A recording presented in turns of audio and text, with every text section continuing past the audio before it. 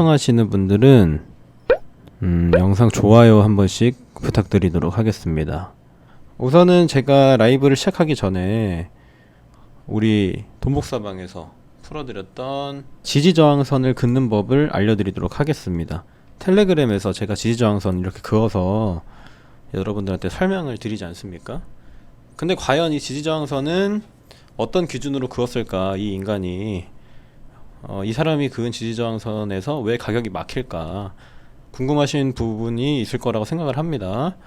제가 그래서 그 정보를 여러분들한테 좀 알려드릴까 해요. 일단은 지지선이라는 거는 뭐예요? 수요가 있는 위치죠. 수요. 그리고 저항선이라는 거는 뭐다? 공급이 있는 위치다. 공급. 자, 모든 차트는 수요와 공급으로 이루어져 있다. 예를 들어서 어떤 가격대에 도달했을 때 이 주식이나 코인이 가격이 유의미한 반등이 나온다면 이 부분은 보이지 않는 수요가 존재한다고 볼 수가 있는 거죠. 근데 이 보이지 않는 수요를 우리가 한눈으로 보기 쉽게 이렇게 차트에다가 그림을 그려 놓는 거예요. 이런 걸 차트 작도라고 부릅니다. 작도. 무튼 간에 어느 일정 가격대만 올라가면 비트코인 가격이 이상하게 밀릴 것 같은 그런 위치들을 미리 이렇게 선들로 표시를 해서 이곳은 저항선이고 이곳은 지지선이고 이런 과정을 우리가 지지저항선을 긋는다 라고 얘기를 하는 거예요. 자, 그럼 지지저항선을 어떤 관점으로 그어야 되나, 또 이 부분이 문제죠. 그냥 지지선 저항선 그으면 다 그을 수 있죠. 근데 유의미한 부분에 그을 필요가 있다. 자, 이 차트를 한번 딱 볼게요. 일봉이죠. 여기 볼게요. 제가 동그라미 치고 있는 부분 일봉으로 이렇게 윗꼬리 달리고 밑꼬리 달리고 다시 올렸다가 윗꼬리 달리고 밑꼬리 달렸던 부분이 있어요. 그리고 또 올리는데 일봉으로 밑꼬리 2번 달렸던 부분이 있다. 자, 이 부분에선 유의미한 뭐가 있다? 매도 압력이 존재를 한다는 얘기가 되는 겁니다. 그럼 선을 이렇게 쭉 그어주는 거예요. 그 기점을 딱 잡아서 선을 그으면 요게 이걸 뚫고 올라갔을 때 지지선이 되는 거죠. 원래는 저항선이었는데 저항선을 뚫고 올라갔기 때문에 이 부근의 매도 압력은 해소가 됐다 라고 보는 겁니다. 자, 그럼 많은 사람들이 이 부근을 뚫기 위해서 매수를 했다가 밀렸어요. 그래서 이 캔들의 윗꼬리가 달린 거죠. 윗꼬리가 달렸는데 뚫고 다시 반대로 이 저항선을 뚫어줬다. 그러면 무효가 되는 겁니다. 이해되시죠? 이 부분을 뚫었을 때 왜 다시 지지선으로 작용이 되냐면요. 자, 한 번, 두 번, 세 번 실패를 했죠. 여기 저항선을 뚫는데. 그리고 다시 내려올 때 원래는 이 부분에서 지지를 받아줘야 돼요. 왜냐면 이렇게 세 번 밀린 구간은 많은 사람들의 평단가가 되는 겁니다. 이해되시죠? 내가 이 부분을 뚫으려고 열심히 돈을 썼는데 물린 거죠. 한마디로 계속 아래로 밀렸으니까. 근데 딱 뚫었어요. 그쵸? 뚫고 내려올 때 이 평단이 이 부근인 사람들은 내 평단 근처에 가격이 오면 물을 타게 돼 있단 말이에요. 심리적으로. 그래서 원래는 지지가 나와줘야 되는데 지금은 요 지지가 뚫린 거예요. 그러면 우리가 판단을 해볼 수 있는 부분은 뭐다? 지금은 매도 압력이 강하다 라고 볼 수 있는 겁니다. 이 부근에서 물린 사람들의 힘보다 내려 꽂는 힘이 강했기 때문에 이 부분은 이제 유의미한 수요 지점으로 우리가 판단을 해보는 게 아니라 매도의 힘이 굉장히 강력해진 상황이다. 이렇게 차트를 바라볼 수가 있는 거겠죠. 제가 웬만한 트레이더나 전문가보다 지지저항선 잘 긋습니다. 저 지지저항만 몇 년 정도 팠거든요. 그래서 제가 알려드리는 이 유의미한 지점을 찾아라 라는 걸 꼭 기억을 해두시길 바라겠습니다. 그럼 그 부분을 저항 돌파 한번, 지지라인으로 이탈 한번, 2번 바뀐 거잖아요. 그 경우 그 라인은 강력한 라인으로 보기 어렵나요? 라고 말씀 주셨어요. 네, 강력한 라인으로 보기 어려워요. 그리고 우리가 흔히 하는 실수가 있어요. 그게 뭐냐면 수많은 트레이더들, 99%의 매매자들은 이 차트를 왼쪽부터 봐요. 차트를 왼쪽부터 보고 지지선을 그어요. 제가 예를 들어서 선을 하나 그어 볼게요. 여기 딱 그었어요. 그럼 우리가 이 부분을 저항받고 지지받고 했던 구간이네 이렇게 생각을 할 수 있잖아요. 그죠? 근데 지지선은 오른쪽부터 보는 겁니다. 오른쪽부터. 이게 무슨 얘기냐? 가장 최근에 지지저항이 나왔던 부분이 과거의 지지저항보다 훨씬 중요해요. 이해되시죠? 그러니까 우리가 지지저항을 그을 때는 차트를 오른쪽에서 왼쪽으로 봐야 되고요. 지지저항을 못 보시는 분들은 이렇게 정방향으로 보시면 됩니다. 반대로 지지저항을 좀 통달하신 분들은요, 차트를 반대로 봐요. 이렇게. 그 다음에 가장 최근에 지지와 저항이 나왔던 구간을 체크를 딱 합니다. 그러니까 이 과거에 수요가 있고 저항이 있었던 부근은 확 뚫려버리면 그 의미를 상실하기 마련이죠. 근데 이 최근에 지지가 나오고 저항이 나왔던 구간은 차트에서 가장 유의미하게 작용이 될 수 있는 기술적 분석 방법이 될 수 있다라는 겁니다. 이해되시죠? 그러니까 예를 들어서 이때는 2022년 6월 24일이에요. 이때 저항이 나왔어요. 6월 24일에는 이 가격에 팔려는 사람이 있었어요. 그죠? 근데 시간이 지날수록 이 가격에 팔려고 했던 사람들이 심리가 바뀌게 된단 말이에요. 이해되시죠? 반대로 봐야죠. 그럼 당연히 가장 최근에 사람들은 어느 부근에서 팔려고 할까? 어느 부근에서 살려고 할까? 이렇게 관점을 여러분들이 돌릴 필요가 있다라는 얘기입니다. 그래서 반대로 봐야 한다. 지지저항은 반대다. 이렇게 긋지 마라 라는 얘기입니다. 급발진 죄송합니다.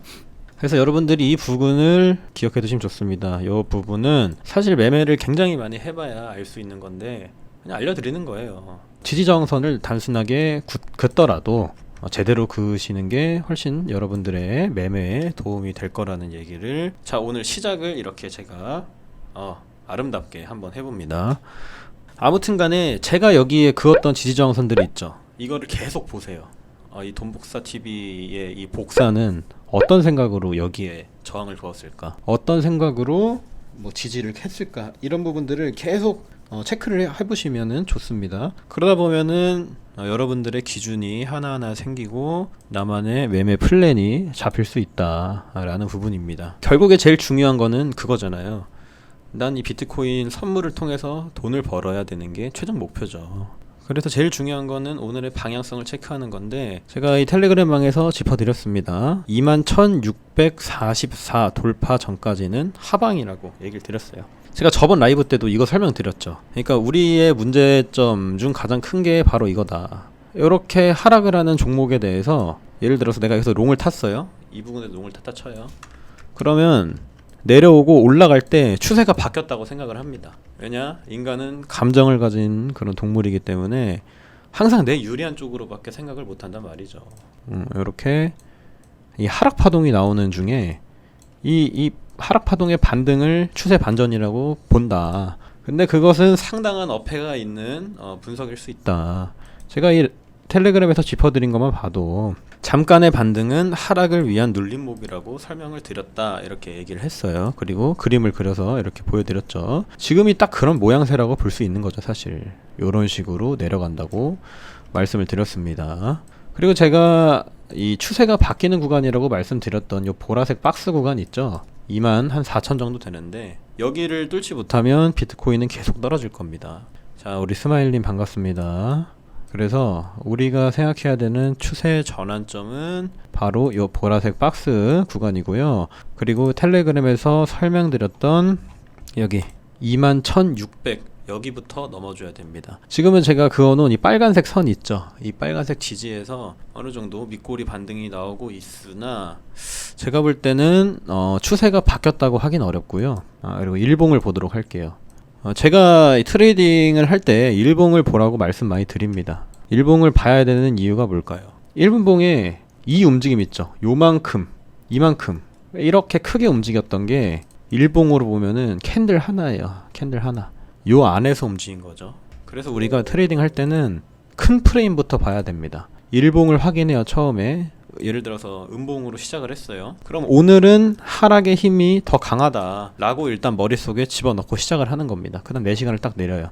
4시간으로 봐서 또 지금 뭐 양봉, 음봉, 양봉이 나오고 있는데 단기적으로 지금 반등이 나오고 있구나, 또 이렇게 생각을 하는 거예요. 이런 식으로 매매 플랜을 서서히 잡아가는 거죠. 하나하나씩 프레임을 확인하면서. 그리고 일봉이 중요하다고 말씀드린 이유가 하나가 더 있는데, 그게 뭐냐면 이 전일의 일봉 종가가 여기서 마감이 됐어요. 21,200에서 밑꼬리가 쭉 달렸다는 건 어느 정도 수요가 있었다는 얘기가 되겠죠. 이 비트코인을 살려는 사람이 있었고 그 살려는 사람들은 가격을 어디까지 끌어올렸다? 21,200까지 끌어올렸다. 근데 그 끌어올린 가격 아래로 이탈이 나왔다는 거예요. 오늘의 일봉이. 그러면 어제의 그 수요보다 오늘의 매도, 오늘의 공급이 더 강한 거죠. 공급이 수요를 이겼기 때문에 가격은 하락을 하게 되는 거다. 일봉도 볼 때 이렇게 심리적인 어떤 해석을 섞어서 한다면은 많은 도움이 될 거라고 생각을 하고요. 만약에 일봉 마감이 요 종가 아래, 이 전일의 음봉 종가 아래에서 이루어진다면 매도 압력은 점점 심화가 되고 있는 거라고 생각을 해도 되겠죠. 반대로 오늘의 일봉이 여기 종가 위로 다시 마감이 된다면 이 전일의 밑꼬리를 달아줬던 세력은 여기 가격대를 방어를 하고 싶어 한다. 따라서 변곡점이 될 수도 있는 부분이다. 라는 점을 여러분들이 생각을 하시면 될 것 같습니다. 단기적인 관점에서는 그렇고요. 저는 여전히 12K까지는 바라보고 있는 사람 중 한 명입니다. 그리고 이 곡선을 그어서 제가 보여드렸어요. 이 차트에다가 그냥 단순하게 봐도 계속 떨어지고 있는 모습이죠. 이렇게 단순하게 봐도 떨어지고 있는 모습. 자, 우리 종우님이 한길님 지지저항은 현재 시점부터 긋는 거라고 하셨는데 그럼 추세선도 마찬가지인가요? 라고 말씀 주셨습니다. 추세선은 과거부터 긋는 게 맞아요. 차트의 모멘텀을 보기 위한 어떤 하나의 분석 도구죠. 이 우상향하는 이 모양새를 우리가 찾아내기 위해서 추세선을 긋는 거기 때문에 전체적인 방향성을 보기 위한 지표가 추세란 말이에요. 지지저항은 우리가 수요와 공급 지점을 찾기 위해서 보는 거고 추세는 말 그대로 추세, 방향을 보기 위해서 긋는 선이기 때문에 추세선은 과거부터 긋는 게 마땅하고요. 지지저항선은 반대로 최근의 수요와 공급 지점을 파악하기 위한 지표이기 때문에 이렇게 아래에서부터 긋는 게 맞습니다. 저 긴 아랫꼬리까지 메꾸러 비트코인이 떨어질 수도 있겠네요 라고 하셨는데 당연히 떨어질 수가 있습니다. 만약에 종가 마감이 이 전일의 일봉 이하에서 된다면 전일의 수요보다 매도 압력이 강하다고 우리는 판단을 해볼 수가 있는 거죠. 그래서 이 밑꼬리까지 충분히 먹으러 올 수도 있다. 이렇게 생각을 하시면 될 것 같고 텔레그램을 켜서 다시 설명드릴게요. 제가 수많은 이 트레이더 분들의 또 작도와 분석도 많이 참고를 합니다. 저뿐만 아니라 굉장히 많은 분들이 하락을 보고 있죠. 이렇게 이런 정보들을 올려드리고 있으니까 관심이 있으시면은 들어와 보시든가 해보세요. 일단은 하락하면서 잠깐 반등이 나오는 거는 우리가 기술적으로 얘기를 하죠. 데드캣 바운스라고 얘기를 합니다. 죽은 고양이가 이렇게 빵 뛰어 오르는 그런 데드캣 바운스라고 얘기를 하는데 원래 어떤 종목이든 쭉 하락만 하는 경우는 없어요. 요렇게 데드캣 바운스가 나오고 요렇게 데드캣 바운스가 나오고 지금도 데드캣 바운스가 나옵니다. 저는 지금의 상승을 데드캣 바운스라고 보고 있고요. 결국에는 아래 이 지점까지 구경을 하러 간다고 보고 있는 입장이긴 합니다. 자, 이분이 데드캣 바운스를 계속 말씀을 해주시고 있어요. 요렇게 수렴했다가 오르고 또 수렴했다가 오르고 이때도 수렴했다가 오르고 계속 반복이죠. 지금도 수렴했다가 또 오릅니다. 단기적인 반등이 될 수 있다는 점을 기억을 해두시고요. 그리고 저는 또 프랙탈을 많이 본다고 설명을 드렸는데 이 프랙탈이 요겁니다. 요거 과거의 동일한 패턴, 과거의 패턴이 지금도 반복이 될 수 있다라는 게 프랙탈인데 이렇게 또 맞춰보는 거죠. 짜맞춰 보는 거죠. 이런 식으로 흐르게 될 가능성도 농후하다는 점 이해를 해주시면 되겠습니다. 12K까지 보시는 게 차트 기술적 분석에 의한 건가요? 라고 하셨습니다. 제가 12K까지 보는 이유를 아시는 분 다 대답하셨죠? 예, 잘 들었습니다. 일단은 매물대 기준으로 본 거예요. 매물대는 매수와 매도가 1대1로 이루어진 걸 눈으로 보기 쉽게 도식을 한 지표입니다. 그림으로 표시를 한 거죠. 그림으로.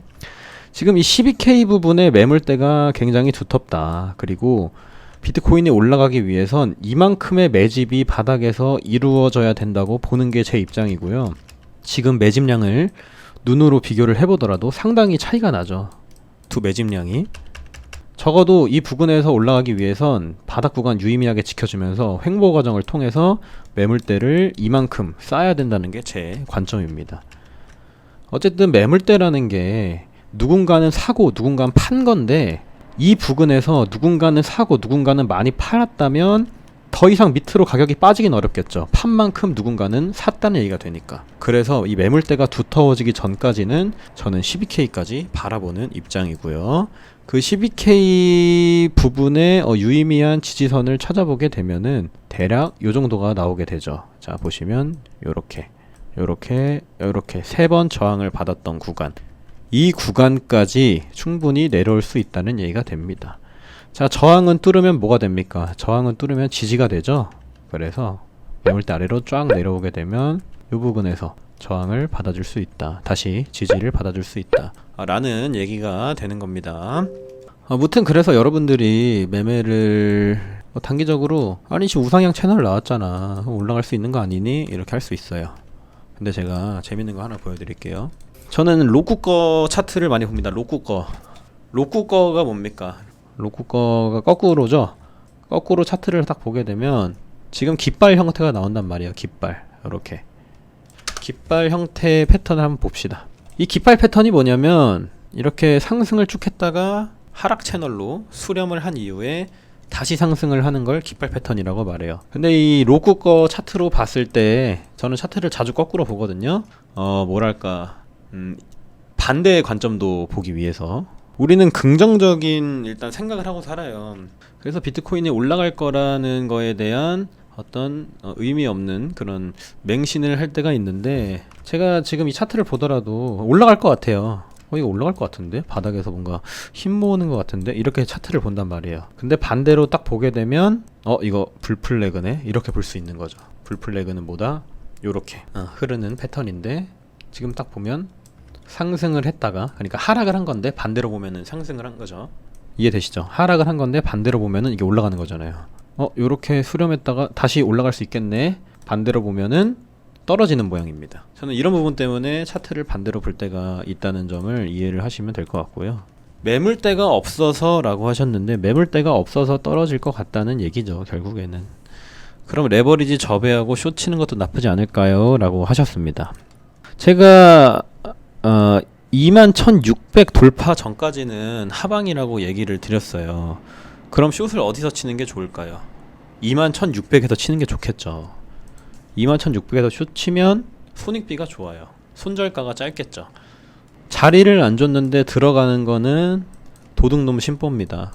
적어도 내가 예상했던 구간까지 딱 오고 여기서 밀린다면 그때 마땅히 숏을 타는 게 맞지, 지금 타는 거는 얘가 내려간다고 했으니까 내려가겠지? 약간 이런 거잖아요. 그래서 항상 매매를 할 때는 좋은 자리에서 하시기를 추천드립니다. 자, 이제 거시적인 경제를 한번 체크할 필요가 있다. 일단은 뉴욕 증시 있죠. 미국 증시는 또 빠졌습니다. 여느 때와 다름이 없어요. 맨날 빠지죠. 항상 하락하는 게 일이다. 그들의 일이다, 하락하는 게. 주식을 던지는 게 그들의 일이다. 자, 미 증시는 앞으로 있을 FOMC 일정을 기다리면서 월마트의 실적이 부진하게 나왔습니다. 월마트의 실적이 부진하게 나왔기 때문에 나스닥이 또 가격이 급락이 나왔어요. 그리고 장이 마감된 이후에 구글과 MS 실적 발표를 했는데, 자, 요렇게 시장 전망치를 하회했습니다. 이게 왜 중요한지 아시는 분 계시나요? 실적이? 이렇게 빅테크 기업들의 실적이 안 좋게 나오면 당연히 주가는 떨어질 수밖에 없죠. 그리고 MS랑 이 구글이 또 나스닥 시총도 무거운 편이잖아요. 그래서 얘네가 떨어지면은 우리 나스닥도 많은 피해를 입게 됩니다. 그러니까 방송 들어오신 분들 영상 좋아요 좀 한번 부탁드리도록 할게요. 근데 이 선반영으로 조정이 나온 흐름이기 때문에 이 마이크로소프트랑 구글이 또 상승을 해줬습니다. 무튼간에 시장 전망치를 하회를 했지만 이 친구들이 선반영을 받은 흐름이라서 상승을 해줬다. 그리고 비트코인 시장도 마찬가지인 흐름이었죠. 급하게 이렇게 상승을 쭉쭉쭉쭉 해주면서 다시 그 상승에 대한 되돌림이 나왔는데, 지금 나스닥 지수나 뭐 미국의 빅테크 기업들이 지수가 계속 빠지면서 실적도 나쁘게 나왔지만 그거에 대한 선반영으로 가격이 이렇게 빠지고 있는 상황이라고 봐주셔도 됩니다. 아무튼간에 제가 시황에서 나스닥 얘기를 자꾸 드리는 이유는 비트랑 나스닥은 연동이 될 수밖에 없는 흐름이라는 점 때문에 미국의 기업들 실적까지 이렇게 설명을 드리는 부분입니다. 그리고 오늘 새벽에 FOMC 회의가 있어요. 이 FOMC 회의를 지켜봐야 되는 이유가 뭐다? 자, 0.75%를 올릴지 1%를 올릴지, 이 부분이 중요하기 때문에 우리가 FOMC 회의를 주목해야 되는 이유고요. 제가 라이브 방송 때 항상 설명을 드리잖아요. 금리 인상이 이 시장에 미치는 영향에 대해서 항상 설명을 드립니다. 금리가 오르면 오를수록 기업들은 대출을 안 낀 기업이 없다고 설명드렸어요. 자, 대출을 갚아야 되는 이자 부담이 상승하기 때문에 일하고 있는 노동자들을 자르겠죠. 구조 조정을 하면서 매출량이 줄어들겠죠. 당연히 내가 원래 생산하고 있던 양보다 적게 생산을 할 수밖에 없습니다. 부대 비용이 높아지기 때문에 기본적으로 들어가는 그 부대 비용을 줄이기 위해서 인간들 자르고 이것저것 하다 보면은 매출 줄어들고 주식 가격도 낮아지게 되기 때문에 금리를 올리는 거는 안 좋다, 주식시장이 안 좋다, 이렇게 이해를 하시면 됩니다. 만약에 1% 올리면은 제가 원하는 12K에 갈 것이고요. 지금은 0.75% 정도로 다들 예상을 하고 있기는 합니다. 그리고 지금 시장에서는 인플레이션이 고점에 도달했다라고 얘기를 하고 있어요. 인플레이션이 고점에 도달했다. 자, 근데 제일 중요한 건 연준의 스탠스입니다. 연준이 이 고점론에 힘을 실어주는 발언들을 하면서, 그래, 인플레이션은 이제 피크야, 그래서 우리가 금리를 좀 덜 올릴게, 이렇게 얘기를 해주던가 이런 멘트라도 좀 쳐주면 시장은 안심을 하면서 안도랠리 수준이 나와줄 수 있겠죠. 무튼간에 지금 시장의 인플레이션 고점이라는 어떤 그런 희망적인 얘기가 돌고 있단 말이에요. 기대 인플레이션에 대한 고민도 많이들 하고 있겠죠. 연준 쪽에선. 제일 중요한 건 이 주식시장이나 코인 시장이 살아나기 위해서 긴축을 좀 풀고 시장에 대한 어떤 긍정적인 스탠스를 보여주는 게 중요하지 않을까라는 생각을 합니다. 그 부분이 금융시장에는 최대 관건이겠죠. 연준의 스탠스. 어쨌든 모든 건 연준의 손에 달려 있습니다. 그분들도 머리가 참 많이 아프실 거라는 생각을 해요. 자, 비트코인 이렇게 1분봉으로 잠깐 보도록 할 텐데, 제가 말씀드린 여기 21,600까지는 충분히 열려 있다고 설명을 드렸습니다. 그리고 제가 하나만 더 설명을 드릴게요. 지금 이렇게 선을 두 개를 그어 볼 건데, 자, 요렇게 박스권을 하나 그어 볼 수 있죠. 우리가 대략적으로 박스권을 그어 볼 수 있어요. 박스권을 그대로 복사 붙여넣기 해서 위로 갖다 붙입니다. 보통 이 기존의 박스권을 돌파를 하게 되면 원래 움직이던 파동의 크기만큼 한 차례 레벨업이 될 가능성이 있습니다. 이게 무슨 얘기냐면, 선을 하나 더 그어볼게요. 자, 이렇게 그어볼게요. 대칭 이론이라는 건데, 기존에 움직이던 파동이 이렇게 있을 거 아니에요. 그 파동의 크기만큼 한 채널, 그러니까 한 박스권을 벗어나게 되면 통상 그 크기만큼 아래던 위던 향해주게 됩니다. 이렇게 보이시죠? 물론 이게 명확하게 맞진 않는데 대략적으로는 맞아 떨어집니다. 기존에 움직이던 파동의 크기만큼 이렇게 움직이게 되는 메커니즘이 있거든요. 그래서 만약에 비트가 또 상방 돌파가 나와준다 그러면은 이 박스권 크기를 재서 복사 붙여넣기를 위에다가 해줍니다. 이런 식으로. 그럼 우리가 다음 저항을 예측을 해볼 수가 있어요. 이런 식으로 예측을 해볼 수가 있습니다. 한 차례 한 차례 올려나가는 모습이 될 수 있다는 얘기겠죠. 근데 미 선물이 지금 급등을 하고 있어서 비트코인도 따라서 항상 나스닥 부하짓 하던 것처럼 지금도 따라가고 있다 정도입니다. 한길님, 임펄스 파동이랑 조정 파동 구분할 때 어떤 식으로 접근해서 카운팅 하시나요? 파동 카운팅 할 때 조정이랑 임펄스 쉽게 구분하는 팁 있을까요? 라고 설명을 주셨는데, 아무래도 첫 파동을 잡아내는 게 좋겠죠. 첫 파동. 우리가 흔히 알고 있는 첫 파동은 다이아고날, 리딩 다이아고날로 나올 때가 많잖아요. 이런 식으로 나올 때가 많기 때문에 파동 카운팅을 사실 중간에서부터 하는 거는 어렵고, 이 첫 파동을 잡아낸 다음에 그 이후의 파동들을 하나하나 카운팅 해 가면서 잡아내는 게 좋다고 생각을 합니다. 그래야 조금 더 내가 카운팅하는 거에 명확한 근거가 생길 거라고 생각하고요. 예를 들어서 우리가 흔히 알고 있는 3파에서 4파는 삼각형 수렴으로 나온다고 알고 있잖아요. 이 것만 보고 다음에 조정 파동을 예측하는 게 아니라 아예 첫 파동이 어디서 나왔는지를 보는 게 저는 중요할 것 같다고 생각을 합니다. 그래서 항상 파동의 그 시작점이 어느 부근에서 시작이 됐는지 체크를 해본 다음에 다음 파동들을 하나하나 카운팅 해보시는 게 좋지 않을까라고 개인적으로는 생각을 합니다. 자, 그리고 웨지 모양으로 빠지는 것 같은데 어떻게 보십니까? 라고 설명 주셨는데, 뭐 이렇게 하방으로 수렴하는 모양이긴 하네요. 웨지 모양은 저 두 가지가 있죠. 폴링 웨지가 있고, 저게 끝나는 게 있잖아요. 저 파동이 끝남을 얘기하는 또 하락 다이아고날이 있는데, 요게 만약에 하락 다이아고날 시작이라면 앞으로 엄청난 임펄스 하락이 나올 수 있겠죠. 두두두둥. 개인적으로는 하락 다이아고날이기를 바라고 있습니다. 무튼간에 오늘 주절주절 설명드렸는데, 오늘 설명드렸던 거를 뭐 간단하게 풀어드리자면, FOMC 그 회의에서 금리를 얼마나 올릴지는 아직 몰라요. 근데 통상 지금 0.75% 정도라고 생각을 하고 있고, 그 정도도 사실 시장의 충격은 어느 정도 있을 법하긴 한데, 지금 워낙에 시장 상황이 안 좋으니까 사람들이 아마 75포인트만 나와도 그래도 괜찮네 이렇게 생각할 수가 있어요. FOMC 주목을 하시는 게 좋고요. 그리고 금리가 오르면은 왜 시장이 안 좋은지, 왜 주가가 빠질 수밖에 없는지, 이 부분들을 기억을 해주시면 되겠습니다. 한길님 오늘 설명해주신 다이아고널 패턴 그런 거 어디 가서 봐야 해요? 이렇게 말씀해 주셨는데, 그제 텔레그램 방에서 제 UID로 가입을 하시면은, 가입하고 저한테 메시지 보내주시면은 제가 교육자료 보내드리고 있습니다. 지지저항선, 추세선, 뭐 거래량, 보조지표 등 엘리어트 파동까지 다 들어있거든요. 그 교재로 확인을 해주시면 되겠습니다. 그리고 제가 추가적인 정보는 저희 텔레그램 방을 통해서 또 알려드리도록 할 테니까, 관심 있으신 분들은 이 텔레그램 방에 입장을 한번 해주시길 바라겠습니다. 무튼 저는 이제 저기 갈 테니까 여러분들 행복하세요. 저는 떠나겠습니다. 그리고 텔레그램 방에서 뵐게요.